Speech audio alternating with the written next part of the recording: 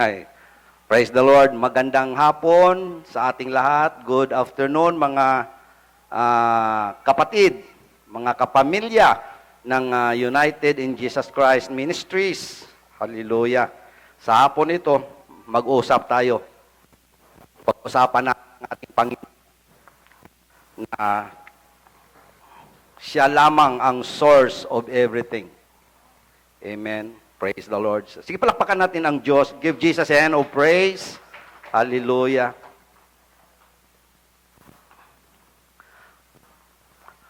We believe, praise the Lord, we believe that we are all here in this room.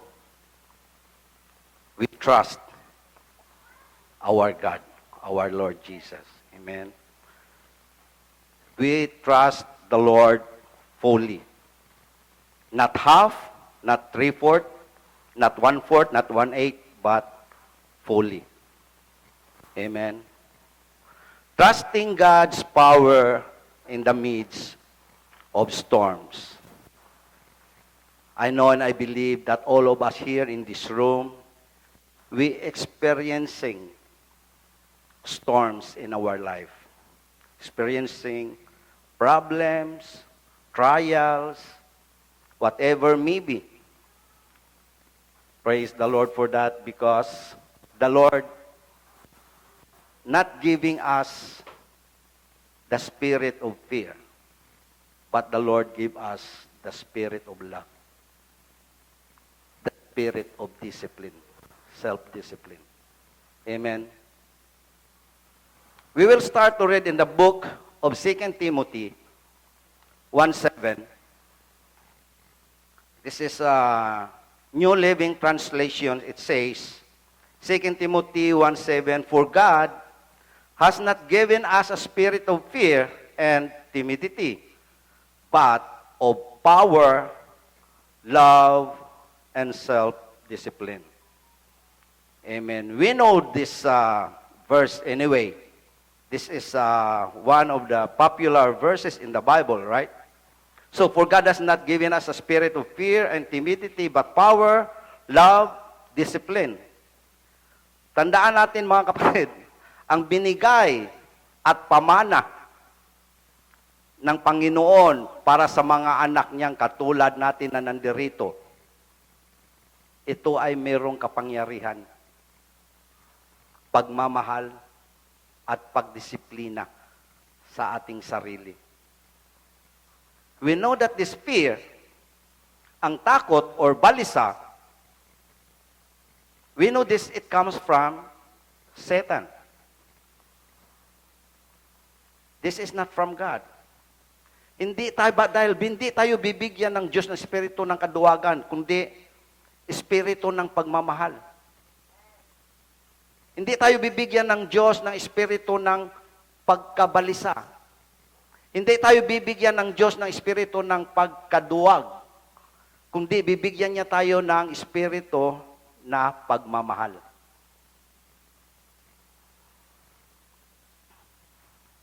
Amen. Binigyan tayo ng espiritu ng kapangyarihan, pag-ibig at disiplina sa sarili. Minsan, ang fear ay may dulot ng masama at may dulot ng kabutihan. Na-realize ba natin yon? Ang takot, meron minsan, nagdudulot ito ng masama. At minsan, nagdudulot ng kabutihan. Ang fear. Kung ito ay gagamitin natin sa tamang paraan, ito ay magiging mabuti. Kung gagamitin natin ang fear na ito, na talagang ito ay makakabalisa sa atin kung ano mang nangyayari sa buhay, ito ay magiging worse. Amen? But, church, we need to understand that not all fear is wrong. Sometimes fear is useful because it leads us to prudent caution of our safety. Fear makes us spring into immediate action to save our own lives or to life of loved one who is danger. minsan, pagka nagkamali tayo sa ating takot, ito kasi ay magiging, magkaroon ka ng panic. Hindi mo na malalaman kung anong gagawin natin. Amen? Nabubuhay ko, naalaala ko noon, yung nabubuhay pa yung nanay ko.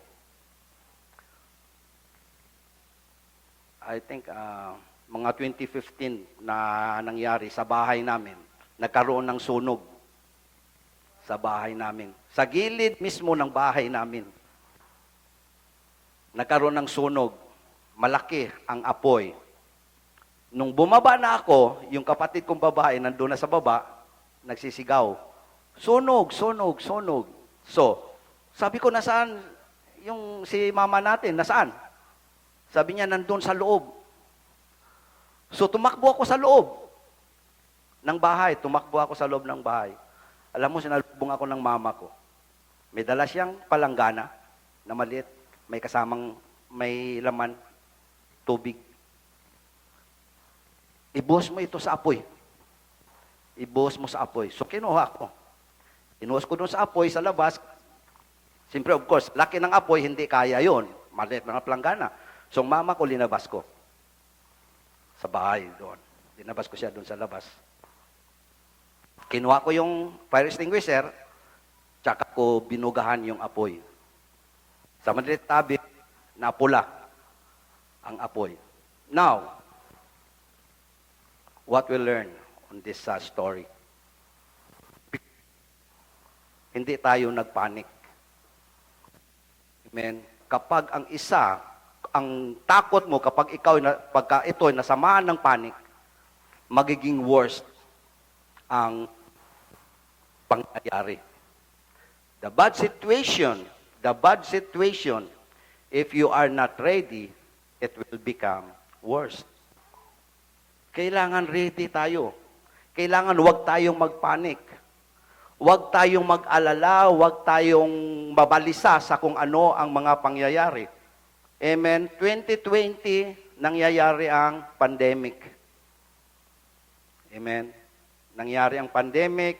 And then, last Sunday, I heard from our pastor, Carlota, here in the front, in the pulpit, that she mentioned about the fire on the Maui. Amen. There is a war in the Ukraine. There is something that happenings right now in this world.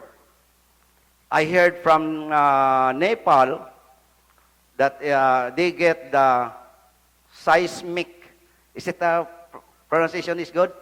Seismic activity. Seismic activity, that means what you call this, earthquake. After that seismic activity, it will become earthquake, and then there is eruption of a volcano. That is the seismic activity. So, itong mga nangyayari ito, nakakatakot. Amen? Nakakatakot. Itong mga pangyayari nito, hindi matatapos ito dahil may mga dumarating pa.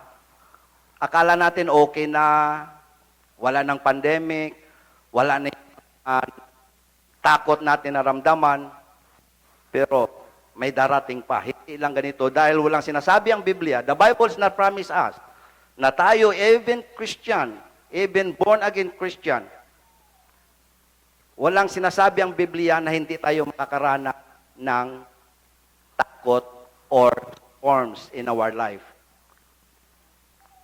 Lahat nakaranas.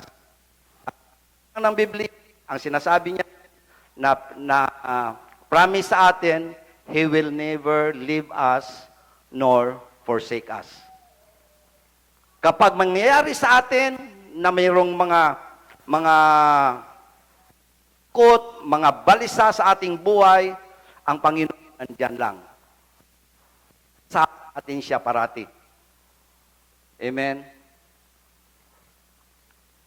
Remember, ang ating takot kapag sobra-sobra na or labis-labis na naramdaman natin, ito ay nagdudulot ng Kabalisa, it causes us to panic. Nagpapanik tayo katulad nung pandemic. Dahil sa takot natin, nagpanic buying tayo. Naubos yung kung anong mga necessities na mga things na dapat natin, kailangan natin sa araw-araw dahil sa panic buying. Amen? Hindi na tayo makapag-isip ng tama kapag nagpanic na tayo.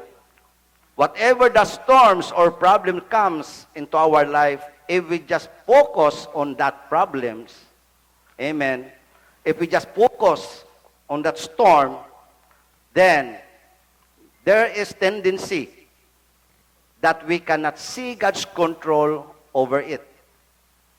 Then we are not trusting God. Sometimes tayo, kung manong problema, sakit, financially, amen, mga hardship sa buhay, mga walang trabaho, doon lang tayo nagpupukos, wala na tayong iba isip na kung ano pa ang gagawin, then it looks like we are not trusting God. We need to trust God's power in the midst of storms. Amen. Dahil wala tayong nababasa rito sa Biblia na nag-promise ang God na hindi natin maranasan yan. Lahat maranasan natin yan. Sa katunayan, sinabi ng James, testing your faith, sabi niya, James 1, chapter 1, verses 2 and 4, sabi niya, consider it all joy, my brethren, when you encounter various trials, knowing that the testing of your faith produces endurance. And let endurance have its perfect result so that you may be perfect and complete, lacking in nothing. Amen. Ito yung binigay sa atin ng James na tayo ay kailangan natin pagka may trials tayo. Okay, ang trials, tatanggapin natin yan dahil alam natin na ang Diyos sa katabi natin. Sasamahan tayo ng Diyos. Doon natin malalaman na ang Panginoon kahit kailan hindi tayo iiwan. Sa pananampalataya natin, titiwala sa ating mahal na Panginoon, tayo ay sasamahan niya kahit anong mangyayari. Yes, makaranas tayo na iba't ibang pagsubok sa buhay, pero ang kagandahan nito, ang sabi ng Diyos, ang pangako niya ay, fear not, for I am with you. At ang sabi pa ng Panginoon, I will leave you nor forsake you. That is a good word to say amen. Can I read it again? Amen? Praise the Lord. In the book of Mark, chapter 4, 35 to 41, this is Jesus. Itong nangyayari dito, pinakalma ng Panginoon ang dagat. Dahil ito ay natatakot yung mga disipulo niya nung nandun sila sa dagat, nandun sila sa barko, natatakot sila dahil ito ang wave dumating, ang lakas ng hangin, so akala nila mabubuwal yung barko nila. In Mark 4, verses 35 to 41, ang sabi rito, Jesus tells the sea, 35, on that day, when evening came, he said to them, let us go over to the other side. This is the word of our Lord. Then, 36, leaving the crowd, they took him along with them in the boat, just as he was, and other boats were with him. 37, and there arose a fierce gale of wind, and the waves were breaking over the boat, so much that the boat was already filling up. 38 says, Jesus himself was in the stern, asleep in the cushion, and they woke him and said to him, Teacher, do you not care that we are perishing? 39 it says, and he got up and rebuked the wind and said to the sea, Hush, be still. And the wind, died down, and it became perfectly calm. 40, and he said to them, "Why are you afraid?" This is the word of the Lord. Sabi niya, "Why are you afraid? How is it that you have no faith?" 41, they became very much afraid and said to one another, nagtatanungan sila. Sabi rito, "Who then is this, that even the wind and the sea obey him?"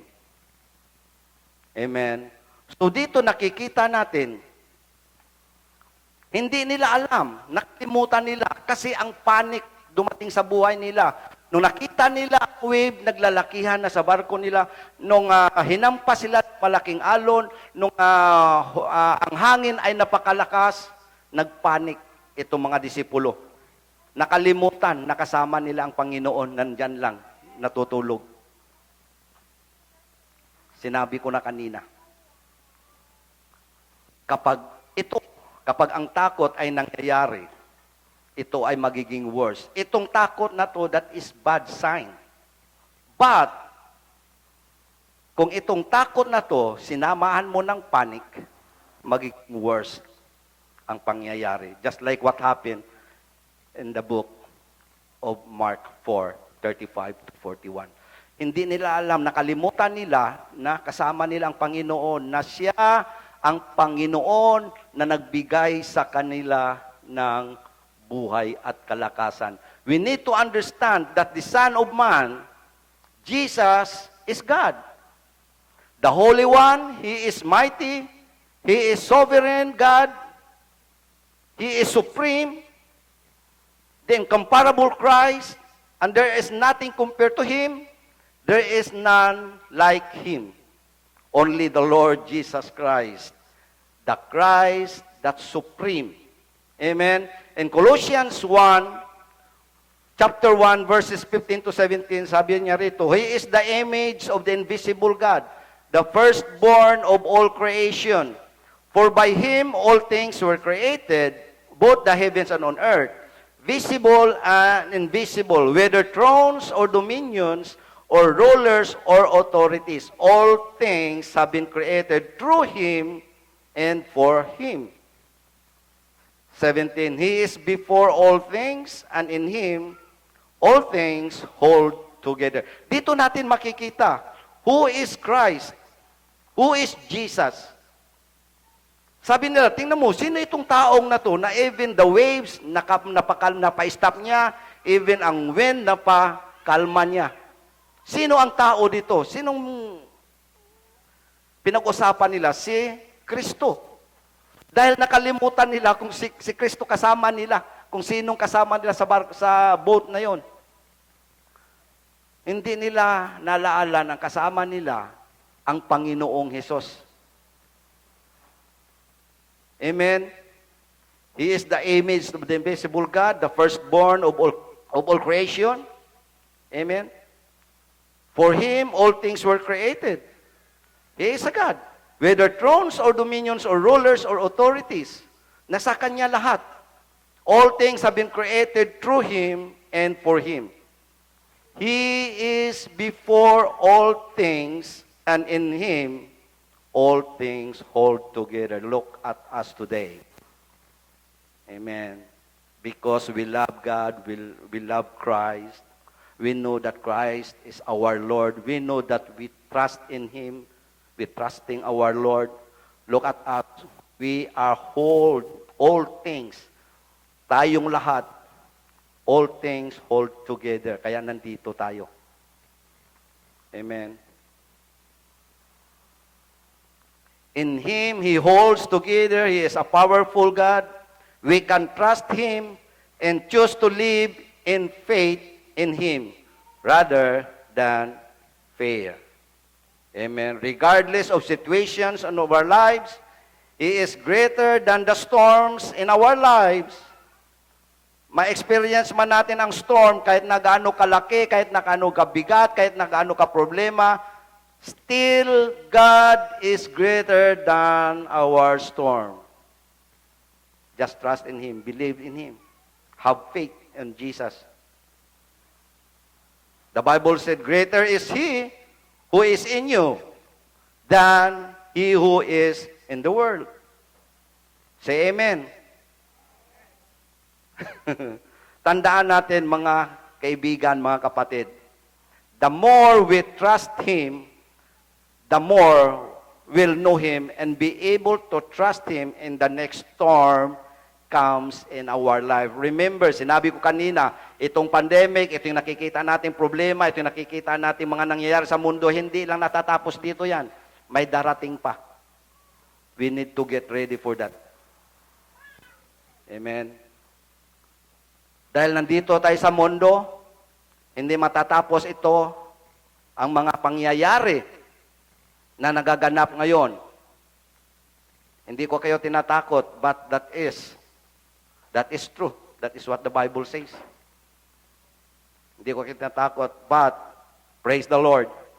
Dahil pangawakan natin ang promise ng Panginoon, He will never leave us nor forsake us. Ngayon pa lang, ang presensya ng Diyos nandito sa atin. Amen? Palakpakan natin ang Diyos. Trust the Lord. Have faith in Jesus. Believes in Him. Sa pananampalataya natin sa Kanya, dito tayo magkaroon ng kaligtasan. Even the story of Shadrach, Meshach, and Abednego. Amen? The book of Daniel, where Daniel's friends protected them by God. Why? Because of their obedience and trust in God. Nalala niyo yung story? Amen? Shadrach, Meshach, and Abednego. Praise the Lord. In Daniel 3, chapter 3, because of their obedience, trust in God, sinabi ni Daniel, sinabi dito sa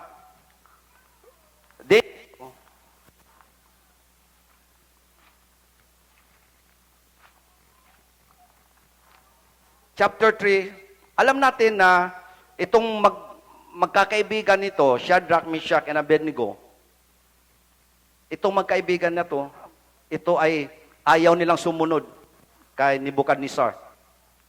King Nebuchadnezzar. Si King Nebuchadnezzar, nagtayo ng isang golden na monument na kailangan kapag tumunog ang trumpet, kailangan nila mag-worship dito sa malaking tawag nito, ginawa ni Haring Nebuchadnezzar. So itong tatlong magkapatid, ay tatlong magkaibigan na to, ayaw nilang sumunod dahil ayaw nilang mag-worship dito sa ginawang monumento na gawa ng golden. Ang alam nila, ang Panginoon nila, ay ito ay tunay at walang iba yung ating Panginoon na pinagsisilbihan natin ngayon. Amen. The God of Abraham, Isaac, and Jacob. That is our God na kailangan natin i-worship. So itong magkaibigan na to, ayaw nilang mag-worship. So what happened was, sabi rito, Daniel chapter 3, verses 24, we will start in 23. Sabi rito, but these three men, Shadrach, Meshach, and Abednego, fell into the midst of the furnace of blazing fire, still tied up. Itong tatlong magkapatid, dahil ayaw nilang sumunod, sabi nila, pagka tumunog yung trumpet, kailangan lumuhod kayo, magsamba kayo dito sa golden monument. So, hindi sila sumunod, kaya sila dinala doon sa furnace fire. Anong tawag dyan? Yung paggawaan ng tinapay yata yun? Yung malaking oven. Pugon. May mga apoy. So, mainit na mainit yun. So, doon sila ibabagsak. Itong tatlo na to, magkaibigan. Kasi ayaw nilang sumunod, mag-worship doon sa ginawa ni King Nebuchadnezzar. So, dahil ayaw nilang sumunod, hinuli sila, tinatikan sila, at hinulog doon sa pugon na lumalagablab na apoy. Amen? 24, Then Nebuchadnezzar the king was astounded and stood up in haste. He said to his high officials, Was it not 3 men we cast bound into the midst of the fire? They replied to the king, Certainly, O king.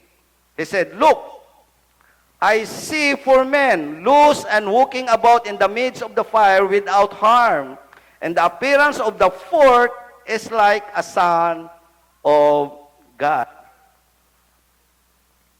So ang inulog nila ng mga kawal ng mga soldier, 3 lang katao ang inulog doon sa naglalagablab na apoy. At nakita ng hari na ito, Nebuchadnezzar. Nakita niya, bakit 4 yung nandun? 3 lang yung hinulog, bakit naging 4? And praise the Lord. Sinamahan sila. Kinabiran sila. Hindi sila pahamak, hindi sila nasunog, kahit maliit na sunog ng kanilang damit, walang mark na sila ay nasunog sa apoy dahil kasama nila ang Diyos. Amen. Natin Diyos, di ba? Di ako mahul. Praise the Lord. So, amen. So ito yung story ni Shadrach, Meshach, and Abednego. Dahil sa kanilang obedient, sa kanilang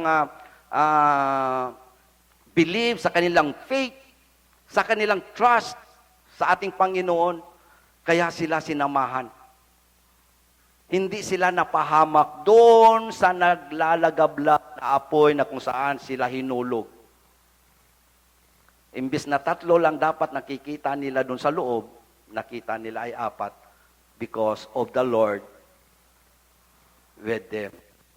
Sinamahan sila, hindi sila napahamak. The more we trust in Him in the storm, the more we will know Him and be able to trust in Him in the next storm. Kasi may mga darating pa na storm sa buhay natin. Huwag natin binaliwala ang ating pananampalataya sa Panginoon. Kaya nandito tayo lahat dahil pananampalataya natin sa Panginoon na tayo ay sasamahan niya sa anumang problema, sa anong storm, sa anong hardship ng buhay. Sasamahan niya. Alam natin na ang Panginoon ay He is faithful in His promises.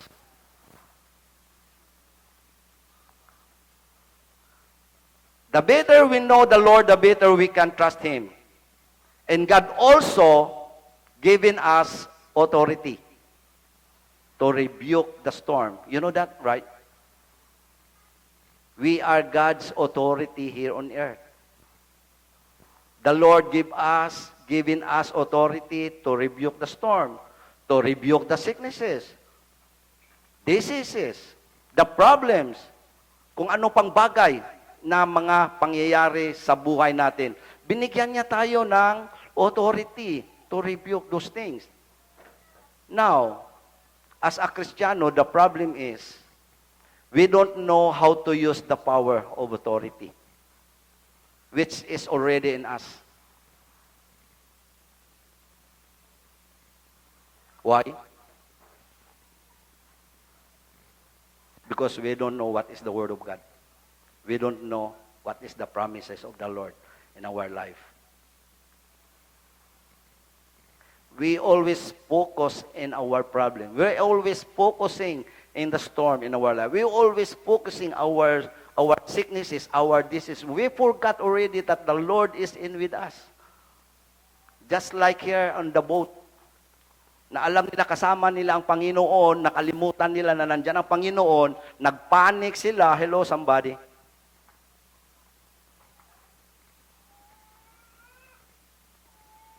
We don't know how to use the power of authority which in us. That is from the Holy Spirit.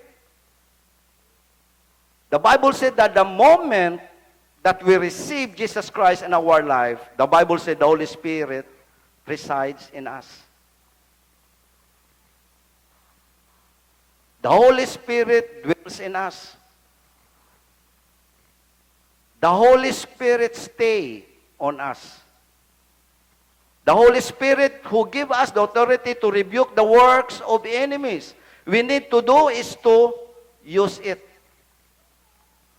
Binigay na sa atin lahat-lahat. Binigyan tayo ng kapangyarihan, authority upang suwayin ang gawa ng kalaban. But what happened is, we don't know how to use. Because we don't read His Word. We don't pray. We don't come Bible study. We don't come in prayer meeting. Sometimes we see outs. Not amen. Sometimes we say ouch. Amen. We don't know. But God give us the authority, the power to rebuke all those things. Hindi natin alam how to use it. Amen? 2 Peter chapter 1, verses 3-4, sabi rito, as we know Jesus better, His divine power give us everything we need for living a godly life. He has called us to receive His own glory and goodness. And by that same mighty power, He has given us all as His rich and wonderful promises. He has promised that you will escape the decadence all around you caused by evil desires, and that you will share in His divine power nature. Maliwanag ang sinasabi dito sa 2 Peter 1:3-4. God giving us all things, God giving us. Wala tayong problema. Ano pang problemahin natin kung tayo ay binigyan ng lahat-lahat? God. Amen. Ano ang pagkukulang na kailangan natin sa Panginoon? Wala. He has given us all of His rich and one promises. Sinasabi, fear not, for I am with you. Do not dismay. Amen. We know that our God is faithful to His promises. Huwakan natin ang promise ng Panginoon. Lahat ng promises niya, kailangan alam natin upang ito'y magagamit natin to rebuke the enemies, the work of enemies. If we don't know the promises of God, how do we rebuke? Amen. Hindi natin alam, sasabihin sa ating kapwa, oy, okay lang yan, kasi ang Panginoon, kaiwanan. Hindi ka pababayaan. Just trust in Him. Just believes in Him. Have faith in Jesus. Amen. Ang kapangyarihan at tiwala ng Diyos na binigay sa atin ang Siyang gagamitin natin upang mawasak ang gawa ng kalaban. Tingnan natin kung paano ginamit ni Peter yung kapangyarihan na galing kay Jesus. Na siyang ginamit niya upang ito ay magpagaling ng may mga naramdaman. Amen. Praise the Lord. Dito natin malalaman kung ano ba ang kapangyarihan ng may mga sakit, may mga karamdaman. Isa lang babasahin ko sa inyo sa Acts chapter 3 verse 1 to 7. Acts chapter 3 verse 1. Now Peter and John were going up to the temple of the 9th hour, the hour of prayer. 2. A man who had been lame from his womb was being carried along, whom they used to sit down every day at the gate of the temple, which is called Beautiful, in order to beg alms. those who were entering the temple, when he saw Peter and John about to go into the temple, this man began asking to receive alms. Amen. Verse 4, but Peter, along with John, fixed his gaze on him and said, kay John, bigger, bandages ng mga kung anong mga bandage sa kanyang katawan, ayos niya. Tignan niyo ako. Tignan niyo kami. And the bigger, he began to give them his attention, expecting to receive something from Peter and John. Amen. He began to give them his attention, expecting to receive something from them, from Peter and John. But, listen to this. Here is Peter said. Peter said, I do not possess silver and gold, but what I have I give to you in the name of Jesus Christ. Walk.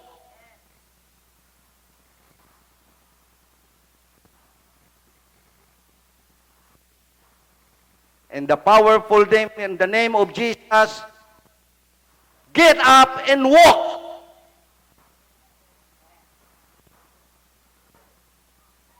That is the authority. One of the authority of God that giving to us, every one of us.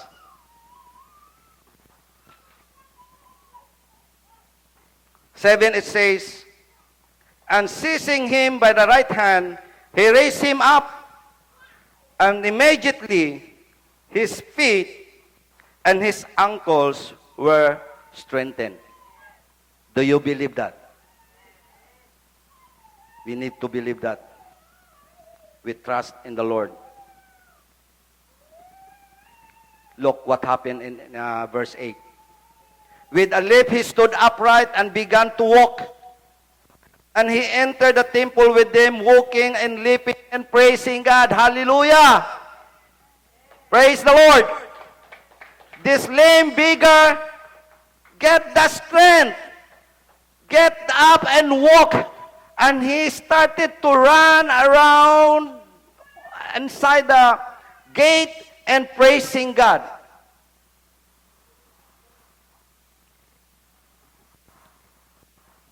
Amen. Hallelujah. Look, 10:19 it says, behold, I have given you what? Authority. Behold, I have given you authority to tread on serpents and scorpions and over all the power of the enemy, and nothing will injure you. Praise God. Hallelujah. Thank you, Jesus. Thank you, Lord. The powerful name of our Lord Jesus Christ. If we just trust in Him, we just believe that Jesus is Lord, that Jesus is our Savior who saved us from our lame, from our sicknesses, from our diseases, from our hardship in life, in our storm in life, then God will do it. Nothing is impossible when it comes to God. He is the Creator. We are all creation of God. The power from God is in it. I'm not saying that we are God, because we are only creation by God. He is the Creator. Amen. Luke 10:10. Behold, I have given you authority to tread on serpents and scorpions over all the power of the enemy, and nothing will injure you.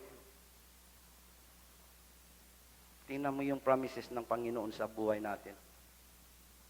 Amen. Hindi natin naramdaman yan, hindi natin nalalaman yan, hindi natin nakikita, because all of us, we are focusing in our storm, in our life. Just like what happened to the disciples of Jesus Christ when he was on the boat. Hindi nila nakita.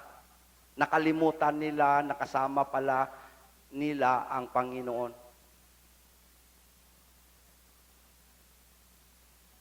Amen.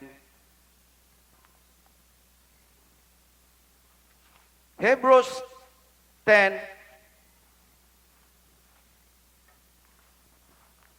sabi ng Hebrews 10, 32 to 36. But remember the former days, when after being enlightened, you endured a great conflict of sufferings. Amen. By being made a public spectacle through reproaches and tribulations, and partly by becoming sharers with those who were so treated. 30 says, for you showed to the and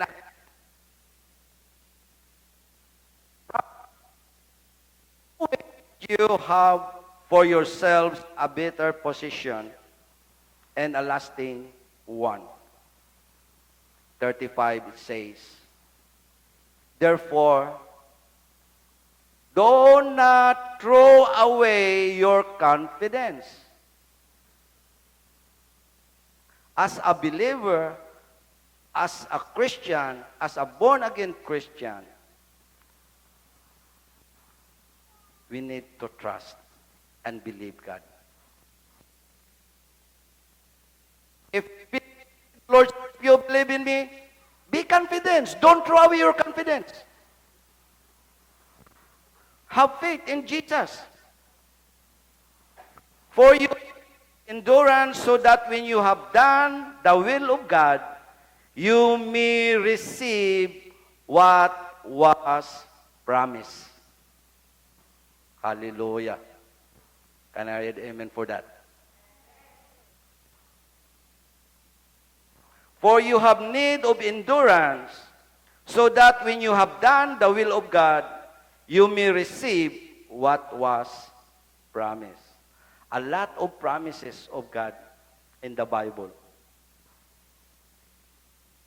Amen. The Bible said, I have chosen you and will not throw you away. You are not forgotten. You are not forgotten. I have chosen you. I will not throw you away. You are not abandoned. You are not abandoned. All of us here, we are not abandoned. This is the promise of God that I will leave you today. In Isaiah 41. I know that all of us are favorite, ito yung favorite na verse natin. One of our favorite verse. Isaiah 41. Amen. When you are in the midst of storm, okay? When you are in the midst of storm, when you are in the midst of problem or whatever trials may be in our life, ito yung panghawakan natin ng promises ng promise ng mga Panginoon. Isaiah 41:10, New Living Translation. Don't be afraid, for I am with you. Do not be dismayed, for I am your God. I will strengthen you. I will help you. I will uphold you with my victorious right hand. Hallelujah. Palakpakan natin ang Diyos na buhay. Don't be afraid, for I am with you. Do not be dismayed, for I am your God. I will strengthen you. I will help you. I will uphold you with my victorious right hand. Amen. Kanina, nabasa natin ang Hebrews. Amen. 10:35 and 36. Do not throw away your confidence, my brothers and sisters. Do not throw away, which has a great reward. Amen. For you have need of endurance, so that when you have done the you may receive what was promised. Amen. Ang nga Panginoon, don't be afraid, for I am with you. Do not dismay, for I am your God. I will strengthen you. I will help you in the midst of this storm. I will uphold you with my victorious right hand. Pangawakan natin ang promise ng Diyos. Walang iba makakatulong sa atin. Yung takot natin, hindi makakatulong yan. We need to focus our eyes to Jesus, the author and the perfecter of our faith. We need to focus our eyes to Jesus. Kung ano man ang meron kayo ngayon na dinadala, from now on, just leave it over here. Anong dinadala niyong problema, just leave it over here because see God ang mag-take care for that. Kung anong storm sa buhay natin, iwanan natin dito. Praise and worship team.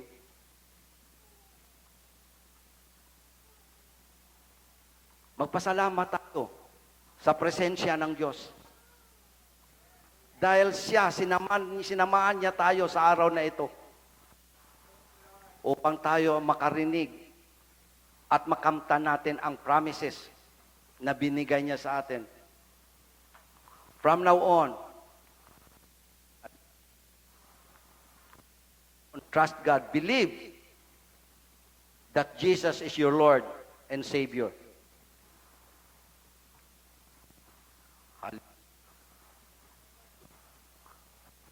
Kailangan din natin titingnan ang mga ginagawa ng Diyos sa buhay natin. Huwag natin tingnan yung mga pagkakamali natin. Huwag natin tingnan yung mga nangyayari sa buhay natin. Tingnan natin kung ano ang ginawa ng Diyos sa atin. Bakit tayo nandito?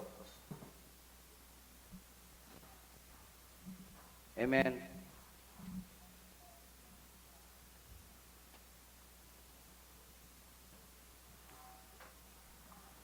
Can we stand? I'm going to end this message.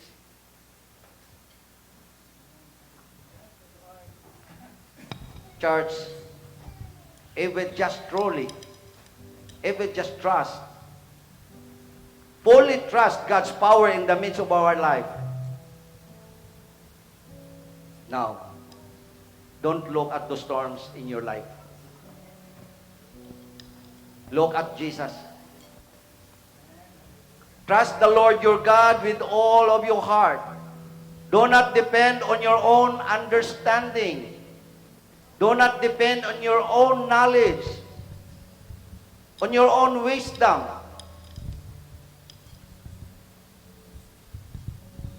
Just trust in Him. Remember that our Lord Jesus Christ is more greater than the storms. That is what the Bible says. We need the Lord. Lord, we need you more.